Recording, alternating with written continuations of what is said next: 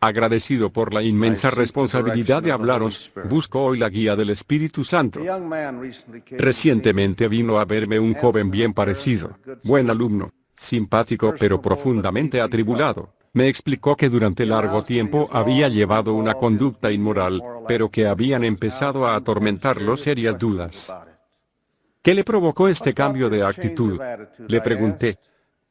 Me mostró un pequeño anillo en su meñique, tenía un hermoso brillante incrustado en oro, y noté que me lo mostraba con orgullo. Perteneció a mi abuelo, me dijo.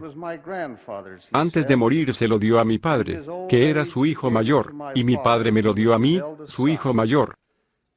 La otra noche me encontraba con un amigo, uno como yo, quien conociendo la historia de mi anillo me preguntó, ¿y a quién se lo vas a dar tú? Supongo que serás el último de la familia. Sus palabras me sacudieron, continuó. Jamás habría pensado en ello, ¿a dónde voy?, me pregunté.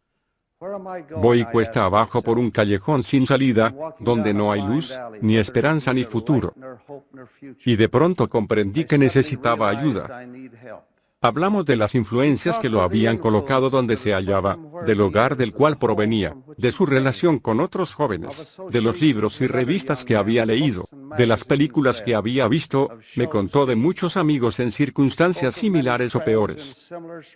Esa noche al caminar de mi oficina a mi casa, no podía borrar de mi mente la figura trágica de aquel joven, que ahora se encontraba confrontando el hecho de que mientras continuara la misma clase de vida, jamás podría tener un hijo propio a quien pudiera algún día legarle el anillo de su abuelo. El temor al futuro tenebroso lo había hecho pedir ayuda. Después de la cena, tomé el periódico matutino que no había leído todavía, y hojeando sus páginas, mis ojos se detuvieron en la sección de los cines. Muchas de las películas eran una franca invitación a presenciar aquello, que es corrupto y que conduce a la violencia y el sexo. Revisé la correspondencia, y encontré una pequeña revista que enumera los programas de televisión para la semana, y vi que los títulos de algunos programas no eran mucho más prometedores en cuanto a moral. Sobre mi escritorio había una revista noticiosa cuyo contenido tiene por objeto señalar el paso acelerado del crimen, mostrando en una de sus gráficas, que mientras la población aumentó únicamente en un 11% en 1963 y 1973, el promedio del crimen ascendió a la impresionante cifra de 174%.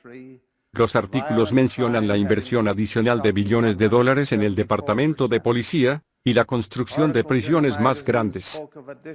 La corriente de suciedad pornográfica, la atención desmedida enfocada en el sexo, y la violencia no son cosas raras en este país. La misma situación prevalece en Europa y en muchos otros lugares. Las noticias hablan de la producción de una película en Dinamarca, repugnante, erótica y blasfema, que se producirá sobre la vida del Hijo de Dios. Todo este panorama sombrío muestra cómo se filtra la corrupción en las fibras mismas de la sociedad. Nuestros cuerpos legislativos y tribunales están siendo afectados por este cambio. Las restricciones legales contra el comportamiento inmoral están desintegrándose bajo los decretos legislativos y las opiniones de los tribunales. Y todo esto en nombre de la libertad de palabra, libertad de prensa, y libertad de elección en los llamados asuntos personales. Mas el fruto amargo de estas pseudo-libertades ha sido la esclavitud de hábitos y comportamientos corruptos que conducen solo a la destrucción.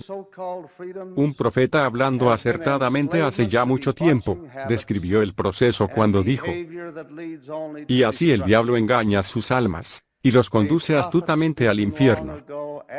Por otro lado, me complace saber que hay millones y millones de personas buenas en esta y otras tierras. En la mayoría de los casos los esposos son fieles a sus esposas, y viceversa.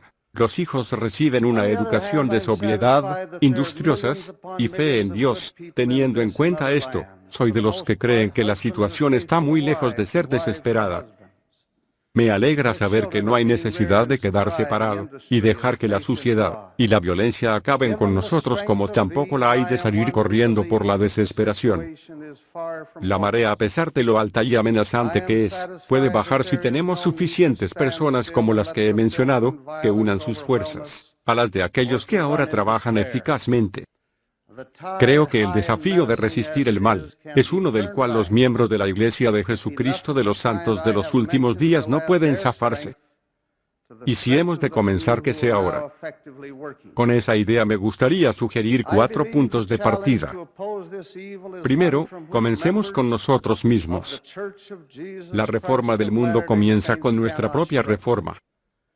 Uno de los artículos fundamentales de nuestra fe es: creemos en ser honrados, verídicos, castos, benevolentes, virtuosos. No podemos esperar influenciar a otros en dirección a la virtud, a menos que vivamos en una forma virtuosa. El ejemplo de nuestra propia vida transmitirá un mensaje más poderoso que todas las predicaciones que hagamos.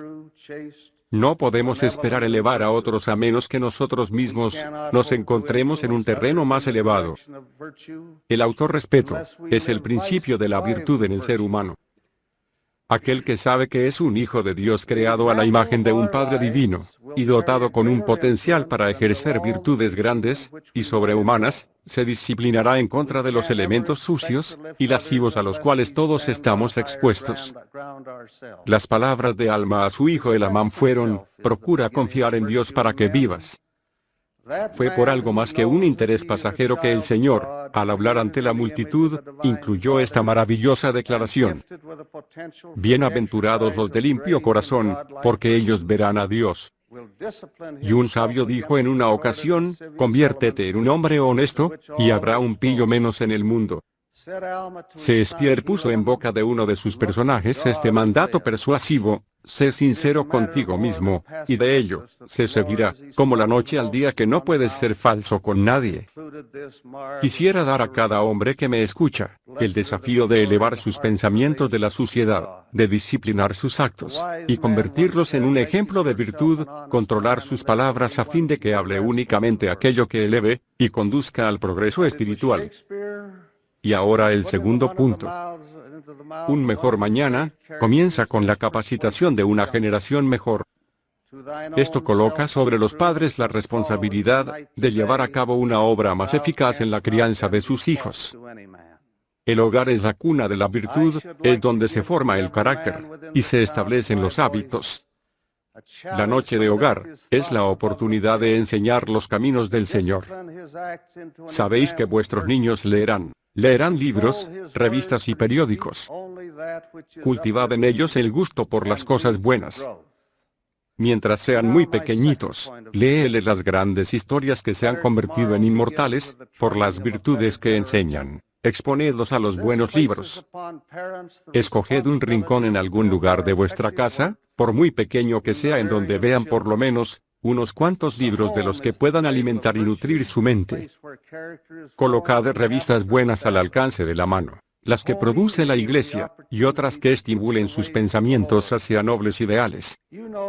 Dejad que lean un buen periódico a fin de que se enteren de lo que está sucediendo en el mundo, sin tener que estar expuestos a la propaganda y literatura degradante tan extensamente difundida. Cuando haya una buena película en la localidad, id a verla con vuestra familia. Vuestra asistencia estimulará a aquellos que deseen producir esta clase de entendimiento. Y utilizad el más extraordinario de todos los artefactos de la comunicación, la televisión, en beneficio de su vida. Hay muchos programas buenos, pero es necesario seleccionar.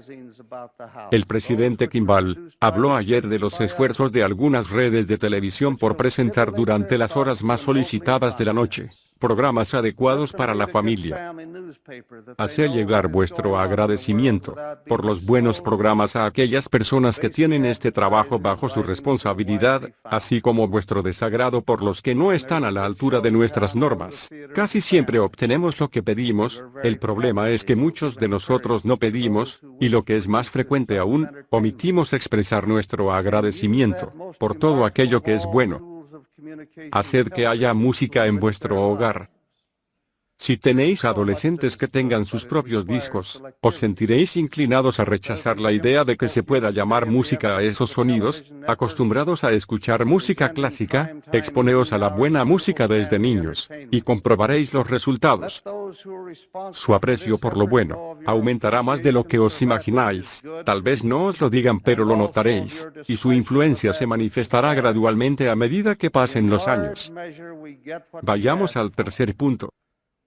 La formación de la conciencia pública comienza cuando se hacen oír algunas voces interesadas. No soy partidario de los gritos desafiantes ni los puños cerrados frente a los legisladores. Pero sí creo que debemos expresar nuestras convicciones ferviente, sincera y positivamente a aquellos que cargan la pesada responsabilidad de elaborar y hacer cumplir nuestras leyes.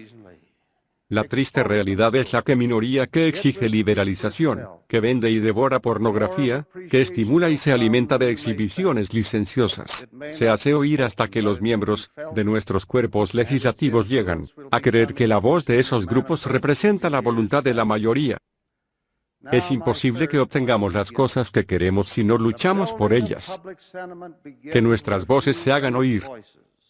Espero que no sea en forma estridente, sino que tengan tal convicción, que aquellos que nos escuchan conozcan la profundidad de nuestro sentimiento, y la sinceridad de nuestro esfuerzo.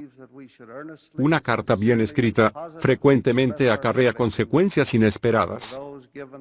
De una discreta conversación con las personas que tienen influencia en estos asuntos, se pueden obtener increíbles resultados. El Señor declaró a nuestro pueblo, por tanto, no os canséis de hacer lo bueno, porque estáis poniendo los cimientos de una obra grande. Y de las cosas pequeñas nacen las grandes. He aquí, el Señor requiere el corazón y una mente obediente. Esta es la clave del asunto, el corazón y una mente obedientes. Hablad con aquellos que promulgan los reglamentos, los estatutos y las leyes en el gobierno local y nacional, y a los que ocupan cargos de responsabilidad, como administradores de nuestras escuelas. Claro que habrá algunos que os cerrarán la puerta, otros que se mofarán, y esto os provocará el desaliento. Siempre ha sido así. Edmund Burke, hablando en la Cámara de los Comunes en 1783, declaró, refiriéndose al defensor de una causa impopular: bien conoce las trampas esparcidas en su camino. Lo difaman e insultan por motivos supuestos. Él recordará que es necesario sufrir la injusticia en el camino a la gloria, que soportar la calumnia y el abuso es una parte esencial del triunfo. En su defensa ante Agripa, el apóstol Pablo relató su conversión milagrosa mientras se encontraba rumbo a Damasco, declarando que la voz del Señor le había mandado: levántate y ponte sobre tus pies. Yo creo que el Señor nos diría en la época actual: levantaos y poneos sobre vuestros pies y defended la verdad, la bondad, la decencia y la virtud. Y finalmente, mi cuarto punto, la fuerza para luchar se basa en la fortaleza que obtenemos de Dios. Él es la fuente de todo poder verdadero. Pablo, hablando a los Efesios, dijo: por lo demás, hermanos míos, fortaleceos en el Señor y en el poder de su fuerza. Vestíos de toda la armadura de Dios, para que podáis estar firmes contra las acechanzas del diablo. Porque no tenemos lucha contra sangre y carne, sino contra principados, contra potestades, contra los gobernadores de las tinieblas de este siglo, contra huestes espirituales de maldad en las regiones celestes. Por tanto, tomad la armadura de Dios, para que podáis resistir en el día malo, y habiendo acabado todo, estar firmes. Hermanos, la marea del mal crece, y se ha convertido en un verdadero torrente. La mayoría de nosotros, que hasta cierto punto vivimos protegidos del mundo exterior, tenemos poca idea de sus vastas dimensiones. Millones de dólares se invierten anualmente en pornografía, y en la venta de material lascivo, así como en todo lo relacionado con la bestialidad, la perversión, el sexo, y la violencia. Dios nos da la fuerza, la sabiduría, la fe, y el valor como ciudadanos de levantarnos contra estas amenazas, y hacer oír nuestras voces en defensa de las virtudes, que se practicaron en el pasado, y fortalecieron a hombres y naciones, las que cuando se ignoraron, ocasionaron la decadencia de la civilización. Dios vive.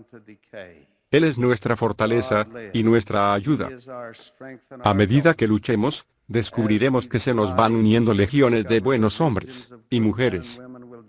Esta es mi humilde oración, en el nombre de aquel por quien testifico, el Señor Jesucristo. Amén. Amen.